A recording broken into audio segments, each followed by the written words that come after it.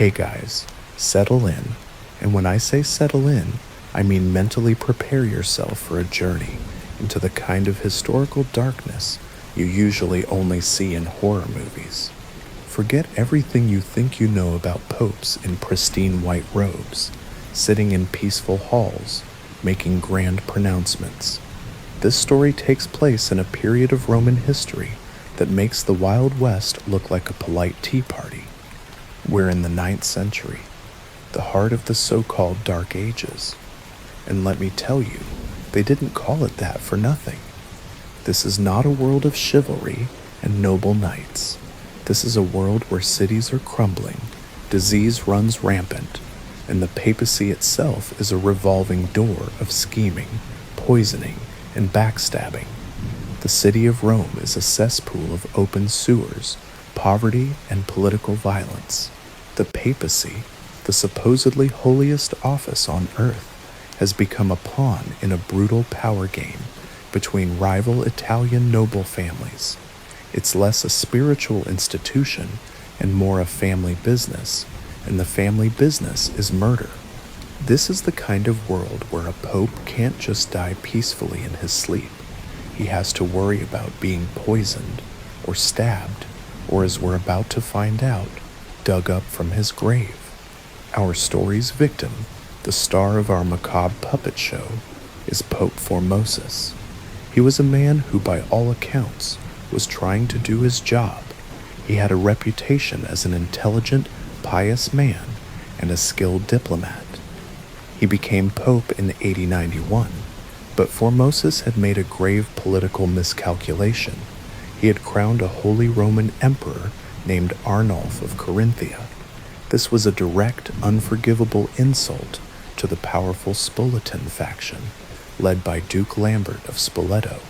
The Spolitans believed that their guy should have been emperor, and in the world of 9th century Italian politics, an insult like that was a death sentence. Except Formosus died first. He passes away in April of AD 96, probably of natural causes, a rare feat for a pope of this era. He's buried in St. Peter's Basilica with all the pomp and circumstance befitting the Vicar of Christ on earth. You'd think that would be the end of it. He did his time, he made his bed, he's now with God. End of story, right? Wrong? So wrong. Because the hatred of his enemies was not so easily mollified. It wasn't enough that he was dead. They wanted to punish him, to humiliate him, to erase his every action. After Formosus, 2 other popes briefly hold the throne. One of them, Boniface VI, lasts about 2 weeks. The other, Stephen VI, is our antagonist. And he's not just an antagonist. He's a raving, hate-filled, vengeance-fueled lunatic. He was a bishop appointed by Formosus himself, but he was a loyal member of the Spolitan faction, and his loyalty to the family trumped any sense of piety or decency. He was a man who saw the world not through the lens of faith, but through the singular, twisted prism of political vengeance.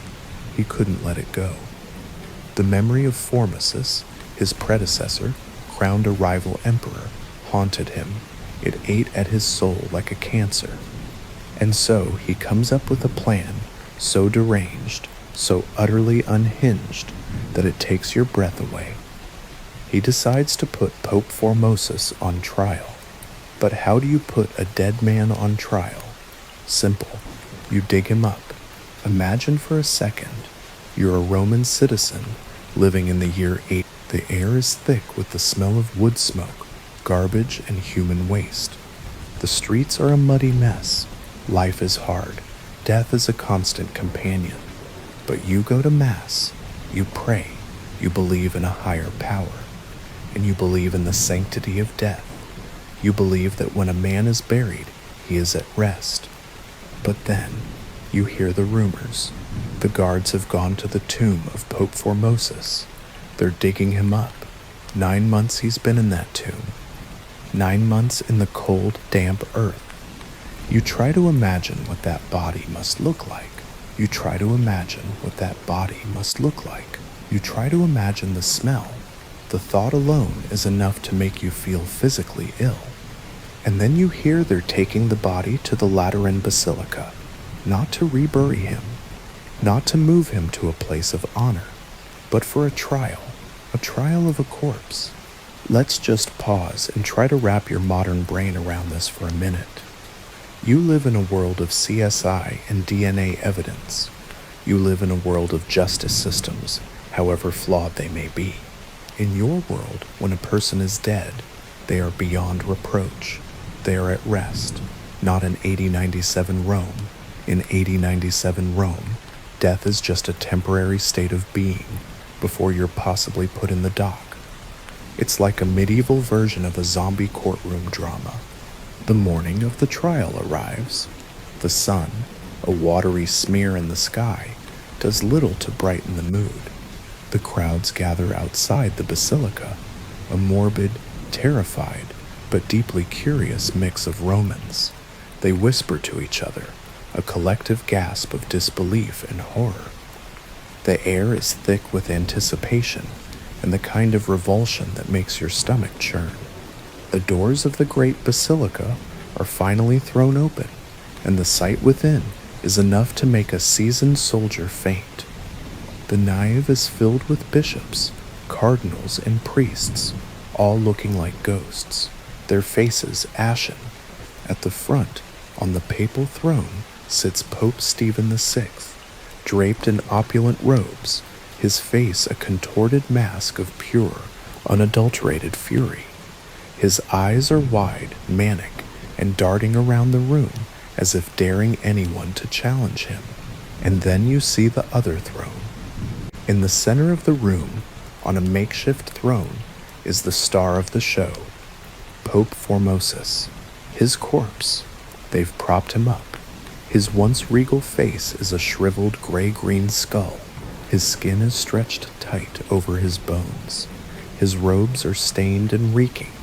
The stench, oh the stench, a thick, putrid miasma of decay, 9 months of rot in a closed coffin, hitting you like a physical wall.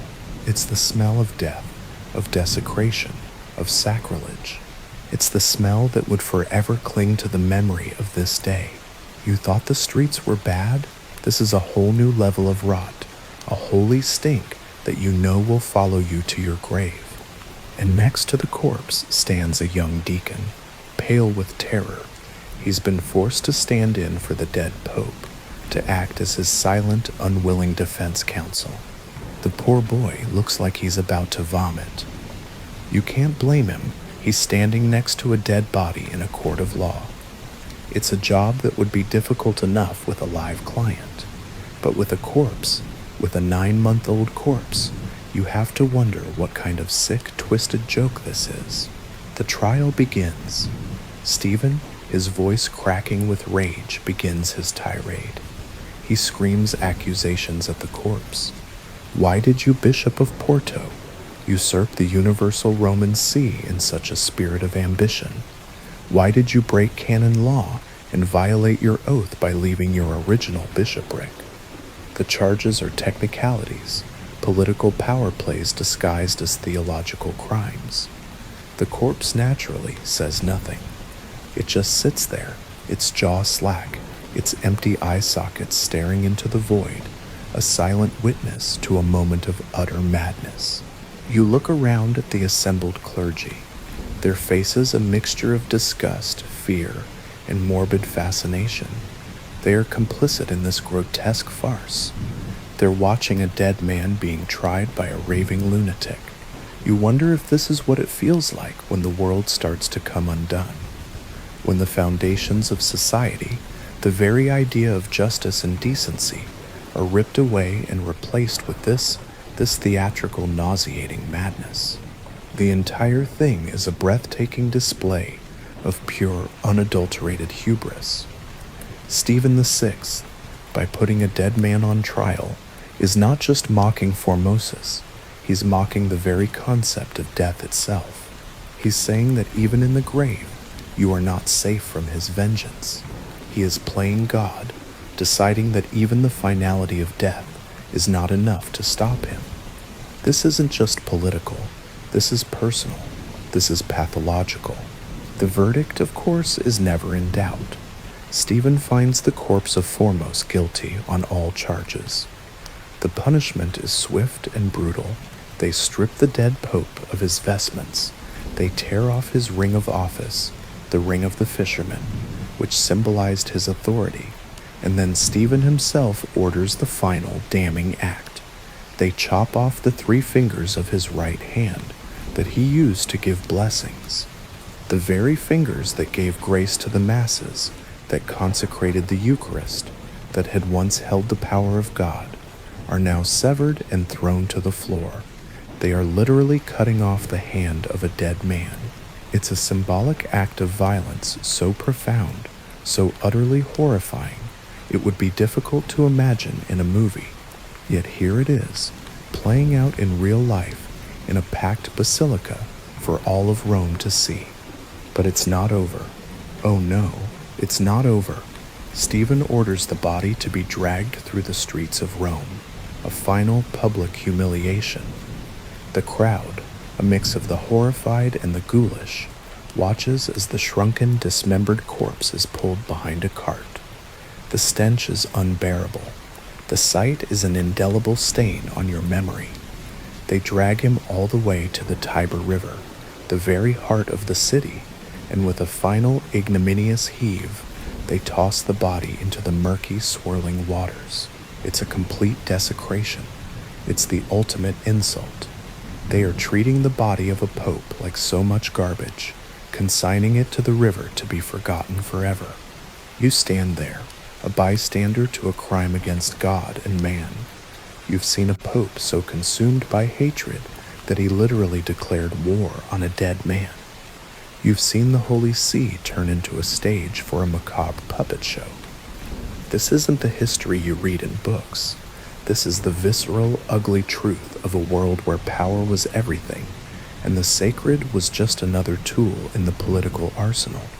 You go home that night, the smell of decay still in your nostrils, the image of those severed fingers burned into your mind.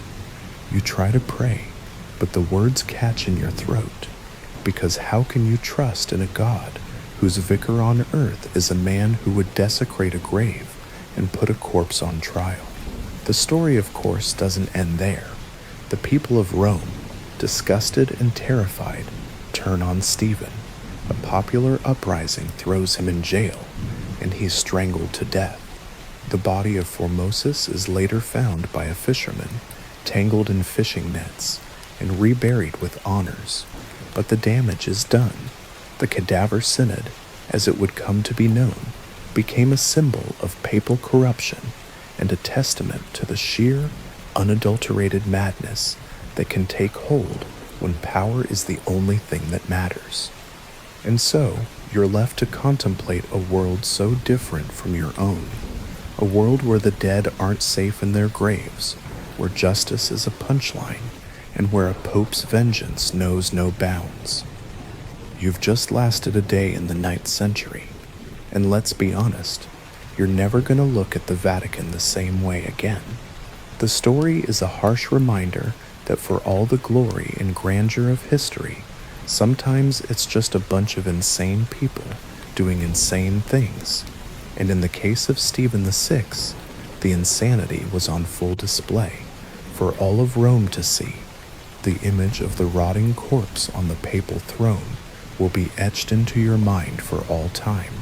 You thought your life was complicated with a bad boss or a long commute. Imagine showing up to work and seeing your dead former colleague propped up on a throne for a trial. It's the kind of absurdity that makes you question everything.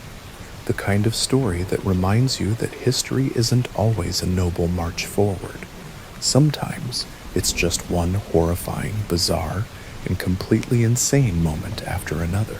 This particular moment, however, stands out as one of the most jaw-droppingly macabre events in the history of the Church. It's a testament to how far a person will go and how low a society can sink when hate becomes a guiding principle. And the best part? The saga of the Cadaver Synod wasn't a one-off. It was part of a larger tumultuous period known as the Pornocracy, when a succession of popes and powerful Roman families battled for control. Think of it as a season of Game of Thrones, but with more incense and less dragons. This was a time when the papacy was bought, sold, and murdered for.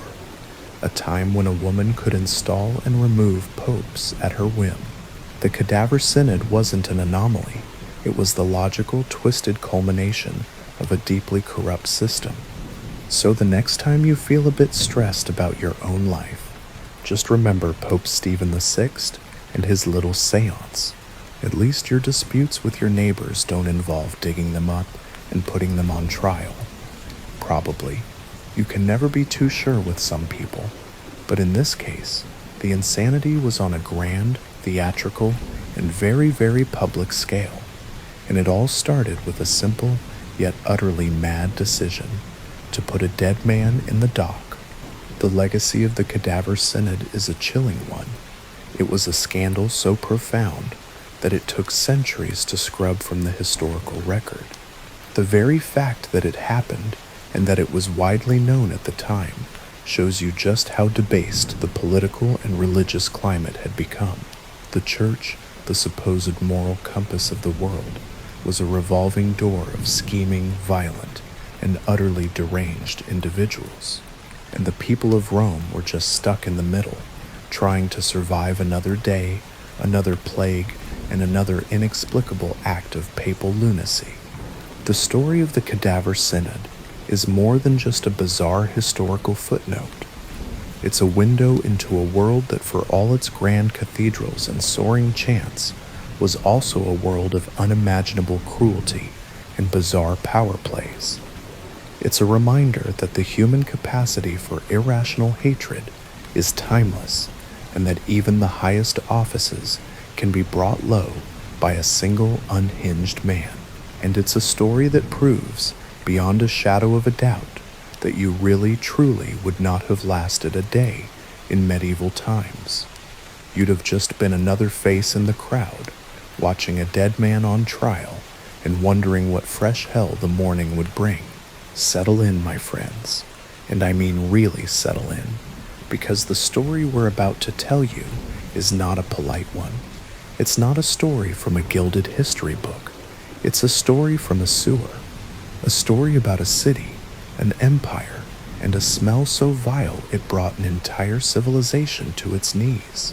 Forget the romanticized image of Victorian London. Forget the top hats and the crinoline dresses, the gas lamps and the bustling markets. All of that was a thin, flimsy veil draped over an open wound. Underneath it all, the city was a stinking, festering cesspool. And the central artery of that cesspool was the River Thames, a river so black and so thick with human misery, you could practically walk on it. The year is 1858. The population of London is nearing 3 million people, a number that has more than quadrupled in the past 50 years. The city is a marvel of the industrial age, a hub of commerce and power, the heart of the world's greatest empire. But for all its greatness, London was built on a lie. The lie was that you could have millions of people crammed into a city without a proper sanitation system. It was a kind of collective self-delusion, a societal fantasy that you could just ignore your own filth and it would simply disappear. For centuries, the solution to human waste had been a simple one. If you lived on the Thames, you dumped it straight in. If you didn't, you paid a nightman to cart it away, or you simply tossed it out a window, a practice that gave rise to the warning cry of Gardez-Lou, a bastardization of the French Gardez-l'eau, or watch out for the water. It was disgusting, but it was a system. It was a pre-modern, pre-urbanized system that for a city of a few 100,000 people just about worked. But with the invention of the indoor flushing toilet and the explosive growth of the city, that system didn't just fail, it broke spectacularly. In the early 19th century, a British plumber named Alexander Cumming invented the cess trap, a curved pipe that prevented sewer gases from wafting back up into your home. The flush toilet, once a luxury, became a status symbol, a technological marvel, and every time a Victorian Londoner flushed their toilet, they were essentially flushing their problems straight into the already overloaded River Thames. The politicians, the wealthy, the middle class, everyone had a hand in this. They were all complicit. They were all filling up the river, assuming someone else would deal with the consequences. The Thames was no longer a river. It was an open, festering, slow-moving sewer, and everyone used it. The laundries were there, the fisheries were there, the businesses were there, and the people were drinking the water. The river had become a literal cocktail of human excrement, industrial dyes, animal slaughterhouse runoff, and the corpses of dead animals that had been tossed in with gleeful abandon. Imagine a city where your drinking water and your toilet are connected by a single open and increasingly foul-smelling loop. You're literally drinking your neighbor's waste, and your neighbor is drinking yours. It's a level of interconnected, disgusting reality that's almost impossible to comprehend in a world with proper sanitation. For years, people had been complaining. Scientists like Michael Faraday, the great physicist, would drop notes to the Times of London, describing the river in horrifying detail. He wrote that the Thames was a foul-smelling cesspool. He even went so far as to hang a white card over the side of a boat as it passed Westminster, noting with disgust how it disappeared from view in the murky, opaque water before it was even a foot deep. Can you imagine the sheer, visceral horror of that? The water was so thick with filth, you couldn't see an object even a few inches beneath the surface. But the politicians, the men in power, simply didn't care. The problem was out of sight, out of mind. The smell was a nuisance, but not an emergency, not a crisis. It was a low, constant hum of unpleasantness that they had all grown accustomed to, a background noise of decay that they had learned to ignore, until the summer of 1858. That summer was a scorcher, the hottest summer in living memory. The heat was relentless, a thick, suffocating blanket that settled over the city. It wasn't just hot, it was a kind of oppressive, humid heat that made you feel like you were being slowly cooked alive. The kind of heat that made the cobblestones hot to the touch and the air shimmer with mirages. And what does heat do to a river filled with raw sewage? It ferments it. It incubates it. It turns the already foul mixture of waste and water into a concentrated, noxious brew. The bacteria multiplied at an alarming rate. The gases of decomposition built up. The entire river, from source to mouth, began to bubble and hiss, a horrifying chorus of putrefaction. The water level dropped due to the drought, exposing vast, glistening banks of human waste and a million other things best left unsaid, all baking in the sun. The sheer quantity of exposed filth was unprecedented. The smell, already a low-grade assault, became an all-out sensory invasion. Imagine for a second, you're trying to have your breakfast. The windows are open because the heat is unbearable. You're trying to read the morning paper.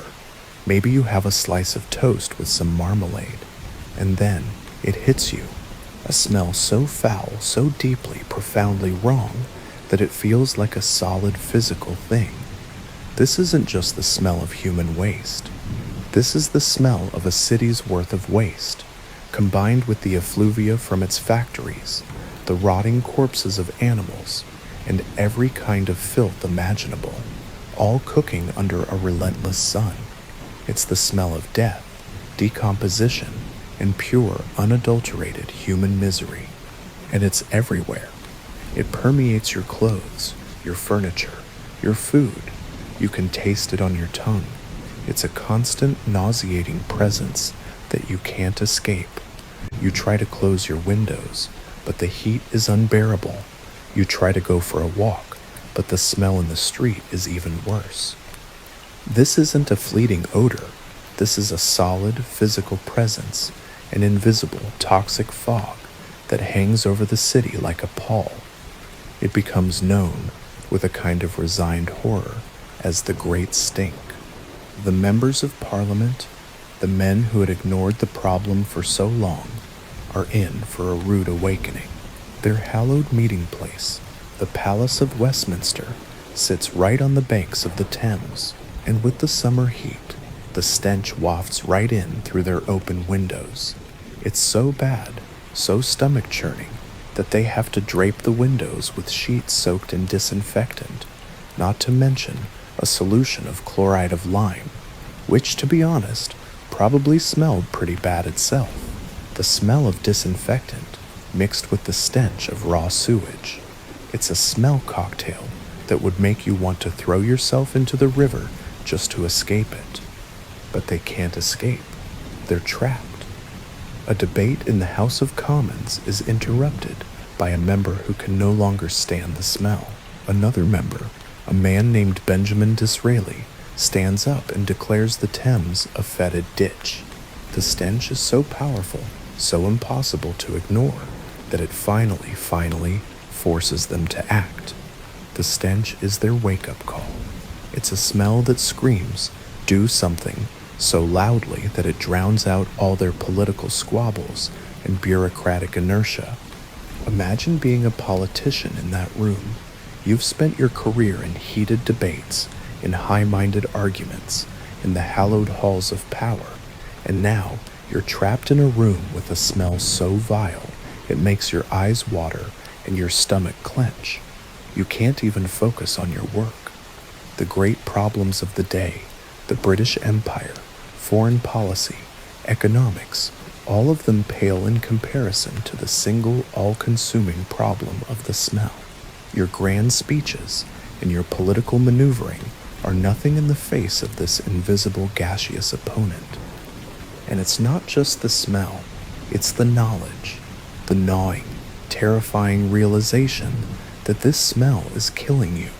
The doctors, still clinging to the miasma theory, are terrified that the stench is causing cholera to spread. They're right to be scared of cholera, a horrifying disease that killed tens of thousands of people in London in the preceding years. But they have the wrong cause. It's not the smell itself that's killing them, but the polluted water, the very thing that the smell is a symptom of. In the midst of all this, a hero emerges. Not a knight in shining armor, but a brilliant, stubborn civil engineer named Sir Joseph Bazalgette. For years, he'd been proposing a radical and incredibly expensive solution, a modern sewer system. He wanted to build a series of massive, interconnected brick tunnels that would carry London's sewage far downstream, away from the city and its drinking water supply. His plan was mocked as too big, too costly, and completely unnecessary. He was a man ahead of his time, with a vision that went against all the conventional wisdom of the day. But now, with the Great Stink, Bazalgette gets his chance. The smell has made the impossible possible. In just 18 days, the House of Commons passes a bill to fund his project. This is a level of political urgency you almost never see in history. They didn't just pass a law. They threw money at the problem with both hands, desperate to make the smell go away. They'd rather spend millions of pounds than spend one more day in the presence of that stench. Bazalgette's plan was epic in its scope. It was a Herculean task, a massive public works project that would span over 2 decades. They had to build over 80 miles of brick sewers, as well as pumping stations to lift the sewage at low points. They had to construct massive covered embankments along the Thames to house the new sewers. These embankments would also create new public land, including what would become Victoria Embankment, a beautiful park and roadway that you can still see today. All of this because of a smell, a single powerful, life-altering odor. Imagine the workers, hundreds of them, digging through the filthy, contaminated earth, breathing in the toxic air, working with their hands to build a city's salvation. It was a dangerous, back-breaking job. They were digging through a century's worth of filth, dealing with the constant threat of disease, of tunnel collapses, of explosions from methane gas buildup. They were the unsung heroes of this story, the men who with pickaxes and shovels were laying the foundation for modern sanitation. And as the years went on, the project began to take shape. The great brick sewers, a marvel of Victorian engineering, began to carry the waste away. The pumping stations, monumental buildings that looked more like cathedrals than factories, began to hum with life. And slowly, imperceptibly at first, the river began to clean itself.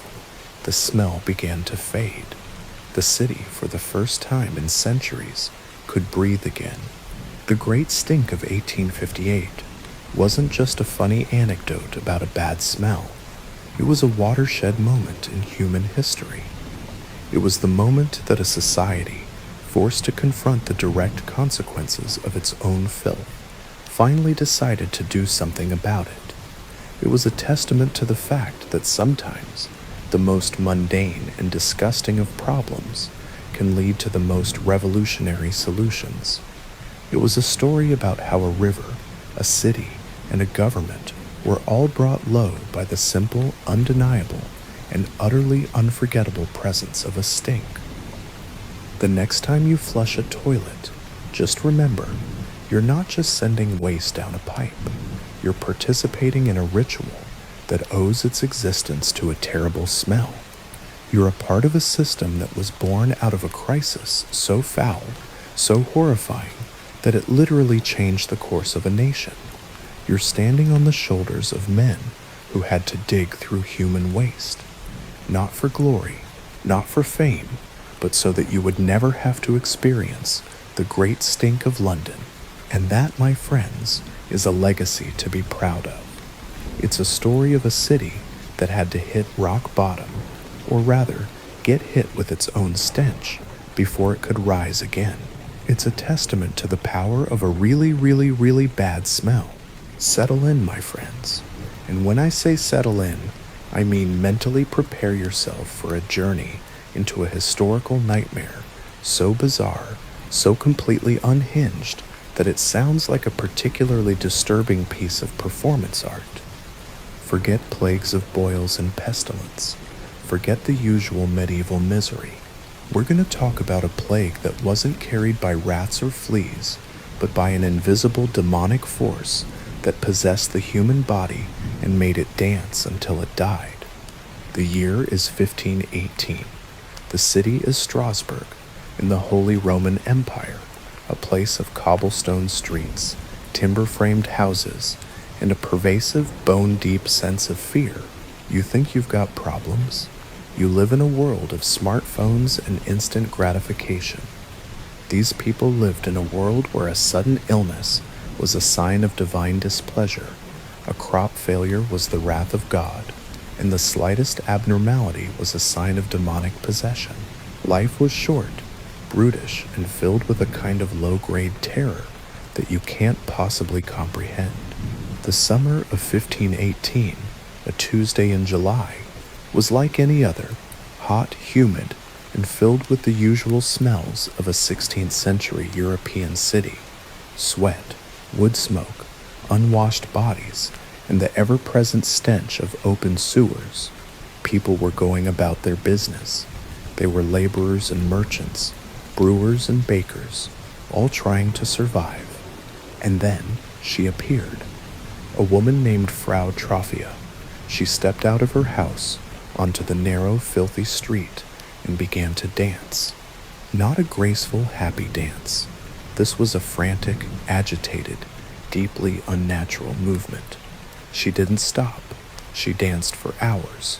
Her neighbors watched, at first with curiosity, then with concern. They thought she was possessed by a demon, or perhaps simply mad with grief or some strange fever. You'd think, after a few hours, she would stop. She didn't. She danced all night, her limbs flailing, her feet scraping against the rough stones. You'd think, in a modern world, someone would call a doctor, or an ambulance, or an exorcist, but this was 1518. The people of Strasbourg just watched, horrified and mesmerized. On the second day, she was still dancing. Now a few other people had joined her. One man, then another, a handful of others, their faces grim and determined, joined the bizarre involuntary ballet. By the end of the week, the handful had grown to dozens. They were a bizarre, shuffling, and completely silent mass of bodies moving through the streets. They didn't talk, they didn't eat, they didn't drink, they just danced. The numbers grew exponentially. 100 people, 200. The city was in a panic. The authorities, the city councilors, who were supposed to be the voice of reason, were completely baffled. They turned to the doctors. The doctors, still clinging to the ancient idea of humors and bodily imbalances, declared that the dancers had hot blood. They came up with a diagnosis that was, frankly, more insane than the disease itself. They decided that the best way to treat this dancing mania was to encourage it. They believed that the dancers had to literally dance the fever out of their systems. Imagine that for a second. You're in charge of a city of thousands, and 100 people are dancing uncontrollably. Your solution is not to restrain them, not to send them to a hospital, but to build them a stage, to clear out the city squares, to hire musicians to play for them, to keep them going. The city council actually brought in drummers and flute players. Their reasoning was that if the dancers had music to follow, they might tire themselves out faster and finally be cured.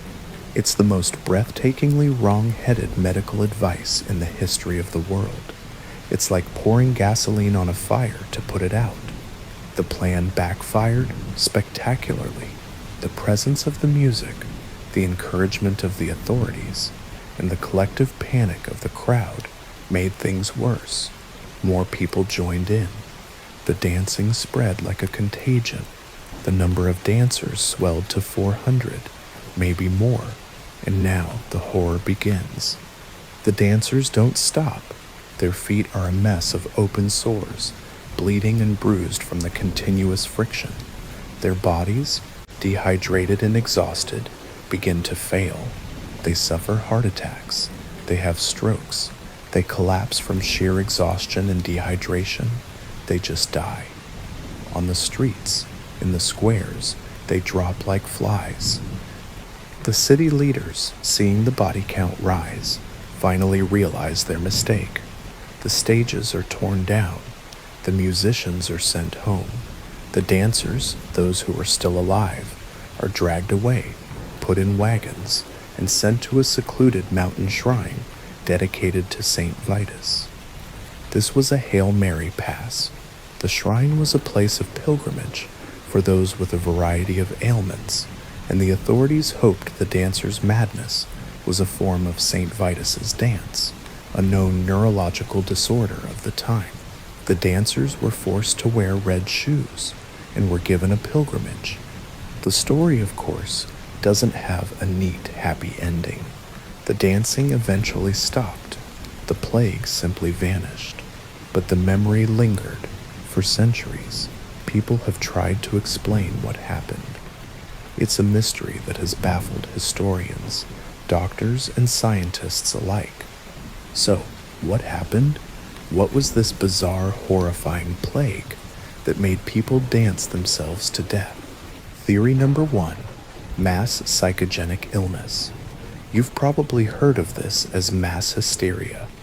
This is the most widely accepted scientific theory today. The idea is that in a time of intense stress, fear, and religious fervor, a psychological trauma can manifest as a physical symptom. Imagine living in a world of constant fear, famine, disease and the constant threat of war were part of daily life. The people of Strasbourg had just recently suffered through a devastating famine. Their psychological state was a powder keg, and Frau Trophea was the spark. The collective stress, the religious superstition, and the sheer desperation of their lives all combined to create a scenario where their minds, unable to cope, simply broke and manifested the break as a physical compulsion to dance. The sight of one person dancing triggered a psychological cascade in others, especially those who were already terrified and on the brink. Think about it. In a world with no mental health care, no understanding of psychology, no way to process trauma, a person's mind could simply invent a way to express its pain, and in a collective society, that expression could become a shared horrific reality. It's a testament to the power of the human mind and how deeply interconnected we are, even in our suffering. But that theory doesn't explain everything. It doesn't explain the sheer physical exhaustion, the lack of food and water. This wasn't just a mental illness, this was a physical death sentence.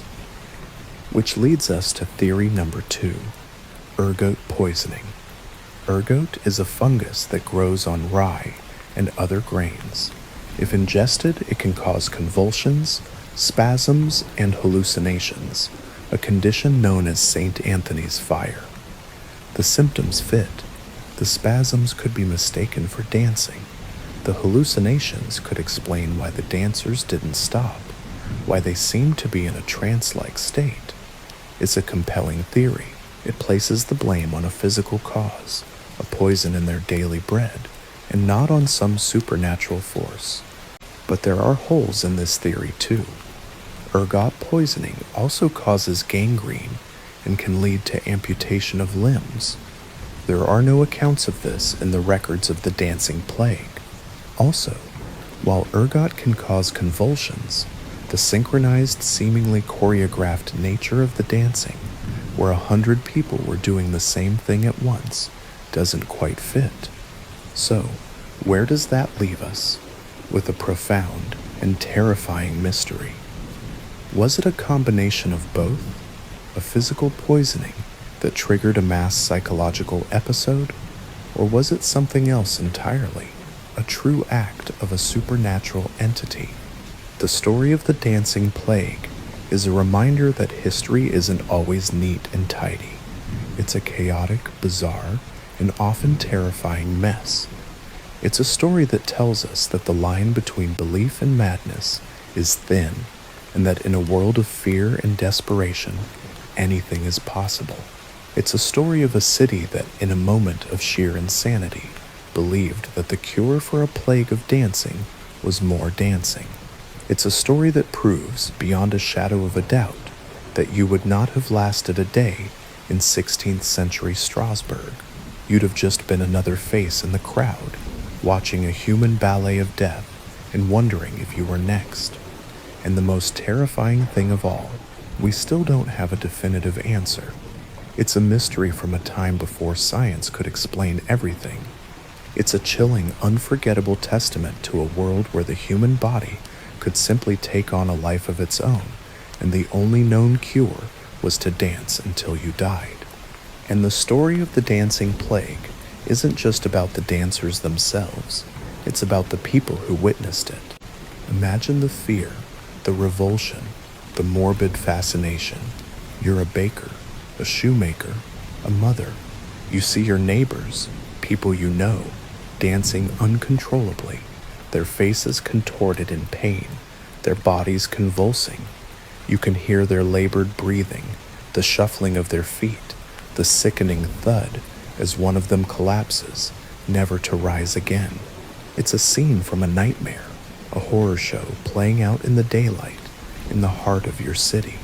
It makes you question everything, your faith, your sanity, the very nature of reality.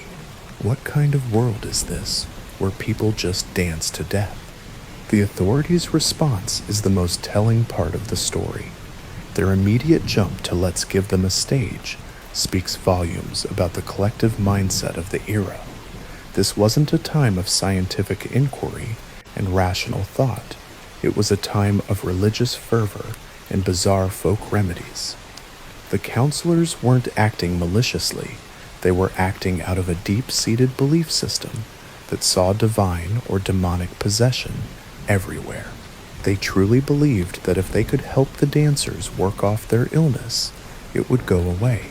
It's a kind of logical fallacy that could only exist in a world where logic was a secondary concern to faith and superstition. So in a way, the dancing plague wasn't just a physical ailment, it was a symptom of a sick society, a society so traumatized by famine, war, and disease that it was ripe for a collective nervous breakdown, a society that in a moment of crisis didn't turn to reason, but to madness.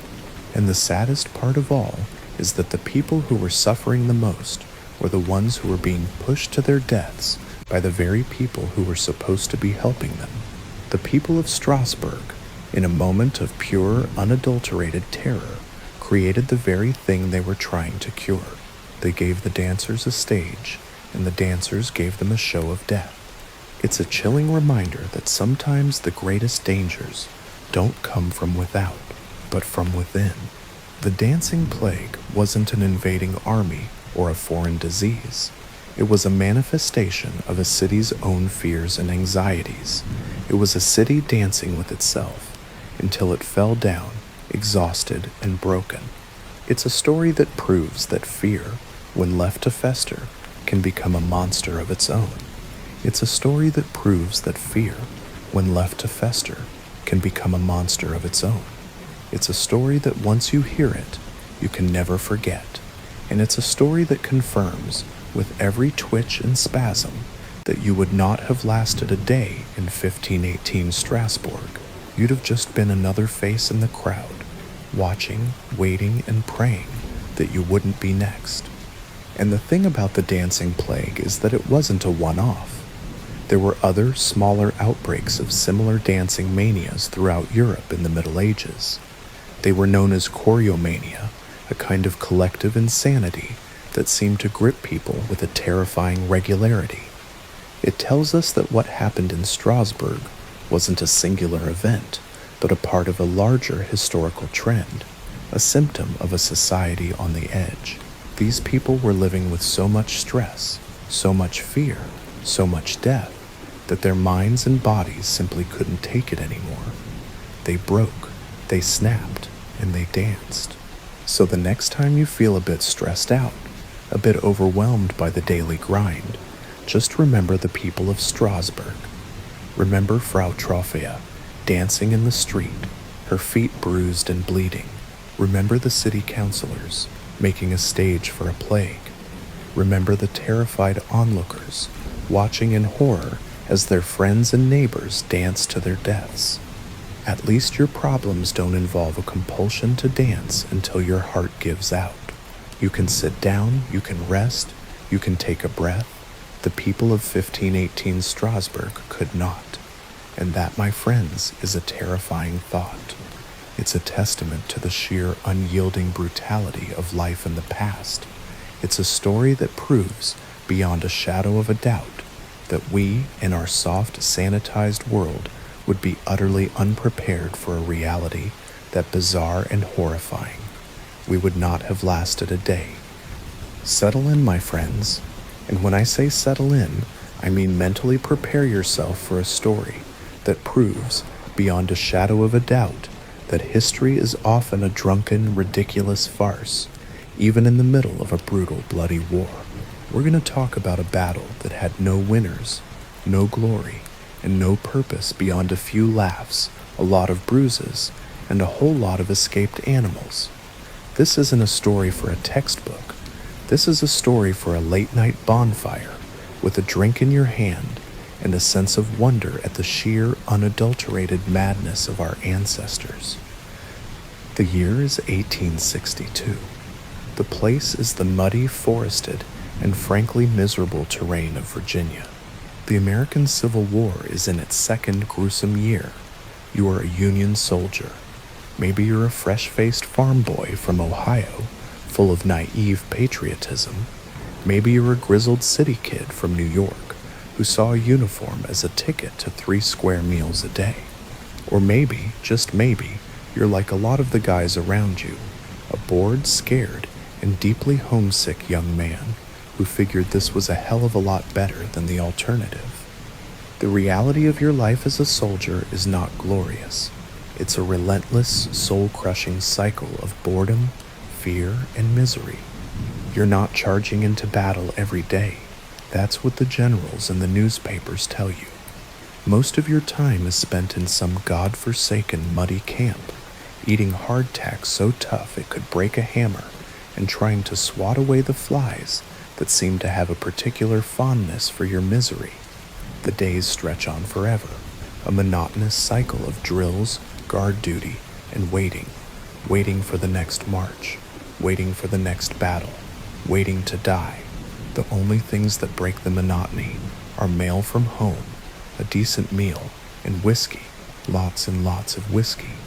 Our story, our beautiful chaotic tale, centers on the 130th Pennsylvania Volunteer Infantry. They were a Green Regiment, recently arrived in the thick of the war. They were known for their distinctive red Zouave-style shirts, which earned them the nickname the Red Shirts. They were a rowdy, rambunctious bunch, and they were, like every other soldier in the Union Army, starved for a break from the grind. They'd been slogging through mud, sleeping in the open, and living on a diet of beans and bad coffee. They were at the end of their ropes, mentally and physically exhausted by the grim reality of a war that felt like it would never end. Their prayers, as it were answered. The regiment was paid for the first time in months, and with pay comes a sense of temporary, glorious freedom. The soldiers quickly converted their hard-earned cash into a more liquid asset, gallons and gallons of whiskey. The camp descended into a glorious drunken haze, a rare moment of relief in a war that offered very few. The air was filled with laughter, singing, and the boisterous shouts of men who had forgotten, for a brief time, that they were a few miles away from a very real and very deadly enemy. This was their escape, their brief, beautiful moment of pure, unadulterated chaos. Now, imagine this. The camp is in a state of utter disarray. Drunken soldiers are stumbling around, playing cards, arm wrestling, and generally causing a nuisance. The officers, wise enough to know that a little bit of chaos is a lot better than a full-blown mutiny, have decided to turn a blind eye. They've probably even had a few nips of the whiskey themselves. The sun is setting, casting a long golden light over the muddy fields, and the drunken revelry is in full swing. The sound of 100 men singing off-key echoes through the twilight. And then, a new character arrives on the scene. A circus. Yes, a circus. The Great Western Circus, to be precise. They were making their way through the area, a collection of acrobats, clowns, sideshow performers, and animals. And like any good showman, they saw the Union Army camp as a potential market. They set up their tents and their animal cages not far from the Red Shirts camp, oblivious to the fact that they had just wandered into a hornet's nest. They were a world of bright colors and bizarre spectacles, a traveling island of pure fantasy in the middle of a war-torn country. They had no idea what they were about to get themselves into. The drunken soldiers, bored and looking for something, anything to do, stumbled upon the circus train. The sight of the caged animals, the brightly colored tents, and the general air of carnival-like absurdity was too much for their whiskey-addled minds to handle. They had been fighting a war of gray and blue, of mud and blood, and now they were presented with a world of bright colors and bizarre creatures. The contrast was so stark, so beautiful, so utterly ridiculous, that it demanded their attention. A couple of the more entrepreneurial soldiers, seeing an opportunity, decided to sneak onto the train. They found a few barrels of the circus's own liquor and a few more barrels of their own, and the party officially began. Soon, more and more soldiers joined in. The goal was no longer just to get drunk. The goal was to get inside the circus tents, to break through the flimsy barrier between their miserable reality and this beautiful, chaotic fantasy. What started as a simple trespass quickly escalated into a full-blown riot. The soldiers, fueled by alcohol, began to taunt the circus performers. The performers, who had been dealing with hecklers and drunks their entire lives, were not amused. A verbal argument turned into a fist fight. A fist fight turned into a full-blown brawl. And a full-blown brawl turned into a full-blown battle. Now, let's set the scene for this legendary conflict. On one side, you have the 130th Pennsylvania Red Shirts, drunken, armed with their bayonets and their whiskey-fueled courage. They're a ragged, dirty, and deeply dangerous mob. On the other side, you have the Great Western Circus performers, acrobats, clowns, a human cannonball, a strongman, and a variety of other performers, armed with their circus props and their showman's flair for the dramatic. The clowns, accustomed to getting laughed at, were now getting hit. The acrobats, accustomed to swinging from a trapeze, were now swinging their fists. The human cannonball, a large man with a very low tolerance for being disrespected, was now a human wrecking ball. It was a clash of two completely different worlds, the world of order and discipline versus the world of chaos and spectacle, and the results were utter, glorious chaos. In the middle of the melee, someone in a stroke of genius or a fit of pure madness decided to open the animal cages. The circus had a collection of lions, bears, tigers, monkeys, and all kinds of other exotic creatures. They were now free. A bewildered bear, still half asleep, stumbled out of its cage, only to be met by a Union soldier who, in his drunken state, mistook it for a dog and tried to pet it.